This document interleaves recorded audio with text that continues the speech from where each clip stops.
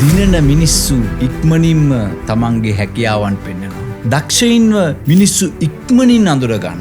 සාර්ථකත්වයේ ලබා ගත යුතු නිශ්චිත කාලයක් තියෙනවා. ඒ කාලය හරිම තරුණ එකක් කියලා නේද ඔයාට කියලා දුන්නේ. ඔයා ඒක ස්කූල් එකේදීම දැක්කා. බෙස්ට් ග්‍රේඩ් ගත්ත ළමයින්ගේ ඔවුන් සියලු දෙනාගේම ඇටෙන්ෂන් එක ගත්තා. ඔපචුනිටිස් ඔවුන්ට નિરાයාසයෙන්ම ලැබුණා. ප්‍රොමිසින් කියන ලේබල් එක ඔවුන්ට ඇලවුණා. කරියර් එක පටන් ගත්තාම ඔයා ඒක එහෙම්මම දැක්කා. ඉක්මනින්ම ජයග්‍රහණය කරපු මිනිස්සුන්ව අගය කරා. ස්ලෝ මූව් වන මිනිස්සුන්ව හැමෝම ප්‍රශ්න කළා. මොකද ඔයා තාම එකම තැන. ඔන්ටර්ප්‍රෙනර් කෙනෙක් වුණාම මේකේ මීටත් වඩා ඉතාමත් දරුණු රිදෙන වර්ෂන් එක ඔයා දැක්ක. මැගසින් කවර්ස් වල සෝෂල් මීඩියා වල ඉන්න අවුරුදු 25 යන් ෆවුන්ඩර්ස්ලා අවුරුදු 30ට කලින් මිලියන් ගණන් ආදායම් හොයපු ස්ටාර්ට්අප් ඕනර්ස්ලා හැම අවුරුද්දකම සාර්ථක වුණ අවුරුදු 30ට අඩු ඔන්ටර්ප්‍රෙනර්ස්ලාගේ ලිස්ට් එක දැක්කහම ඒවා නිකන් ලිස්ට් එකක් වගේ නෙමෙයි ඔයාට පේන්නේ. ජීවිතය සාර්ථක කරගත් අය කවුද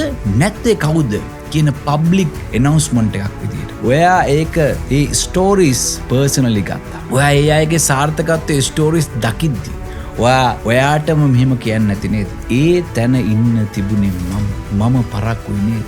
සමහර විට මම හිතපු කෙනා නෙවෙයි මම හිතපු මිනිස්සයා නෙවෙයි මම. ඔයාට එහෙම හිතුන්නේ නැත්? එහෙනම් මේකත් අහගන්න. ඔය ස්ටෝරිස් ඔයාට නොකියපු දෙයක් තියෙනවා. සක්සස්ෆුල් බිස්නස් ගොඩනගපු ෆවුන්ඩර්ස්ලාගේ ඇත්ත ඇවරේජ් එක ඔයා දන්නවා.